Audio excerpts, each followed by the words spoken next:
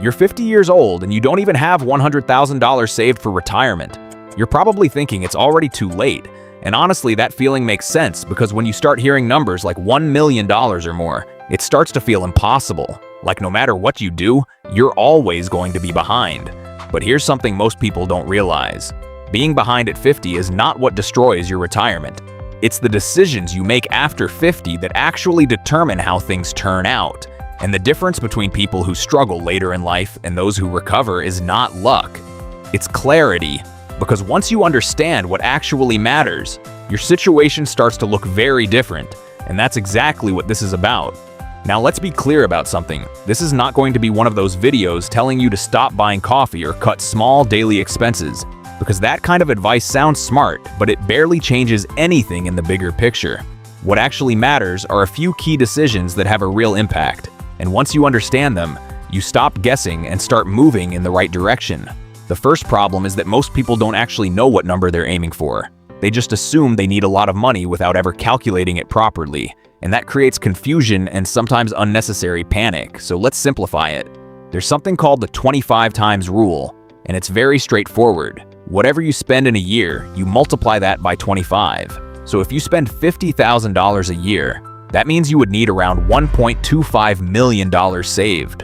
And yes, that sounds overwhelming at first. But here's the part that most people miss. That number assumes you have no income at all after retirement, which is not the case for most people because Social Security exists. And right now, the average benefit is around $1,900 per month, which adds up to more than $22,000 per year. So now, instead of trying to replace your full expenses, you're only trying to cover the difference between what you spend and what you receive. And that changes your target completely, because instead of needing over $1 million, you might need somewhere between $600,000 and $700,000, which is still a big number. But now it becomes something you can actually plan for instead of something that feels out of reach. Now this is where things start to shift in your favor, because once you turn 50, the system actually gives you an advantage that younger people don't have. It's called catch-up contributions, and it allows you to invest more money into your retirement accounts every year. In 2026, you can contribute over $30,000 annually. And if you're between 60 and 63, you can contribute even more, over $35,000 per year. And when you really think about that, that's not a small increase. That's a significant opportunity, because even if you started late, consistently investing at that level over the next 10 to 15 years can completely change your outcome. And this is where most people make a mistake.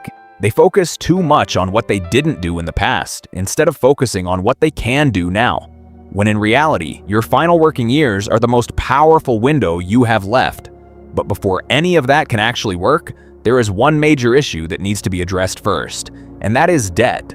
Especially high-interest debt, because if you are paying 20% interest on credit cards, you are losing money faster than any investment can grow it, which means even if you are trying to invest, you are not really moving forward. You are just trying to catch up with losses, and that's why the order of your actions matters. Before you focus on growing your money, you need to eliminate anything with high interest, especially anything above 7%, because paying off a 20% debt is like getting a guaranteed 20% return, and no investment can consistently match that. So until that is under control, real progress becomes very difficult. Now here's the part that most people completely ignore, and it is probably the most powerful shift you can make. At 50, your biggest advantage is not time, it is experience. You have spent years developing skills, solving problems, understanding how things work, and yet most people never use that to increase their income. They stay dependent on a single source of income, and that creates a limit that is very hard to break. Because you cannot fix a financial gap with a fixed income. Even a small increase, like an extra $1,000 per month if invested consistently, can grow into a significant amount over time. And the best part is that this does not require anything complicated. It could be consulting, freelance work, simple online services, or anything that allows you to use what you already know in a smarter way. The goal is not to overwork yourself. The goal is to create an additional stream that keeps contributing to your future. And finally, there is one decision that has a massive impact on your retirement income, and that is when you choose to take Social Security, because taking it early reduces your monthly income permanently, while waiting increases it every single year. And over time, the difference between those two choices can easily reach $100,000 or more, which makes this one of the most important financial decisions you will make. And it should never be based on emotion or urgency. It should be based on your situation, your health, and your long-term plan. So if you are 50 and you feel behind, you are not out of time, but you also cannot afford to stay passive, because the difference between struggling later in life and living comfortably comes down to a few key decisions made at the right time.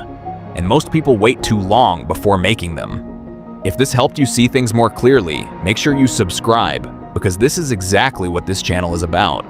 Understanding what actually works and avoiding the mistakes that most people don't even realize they are making.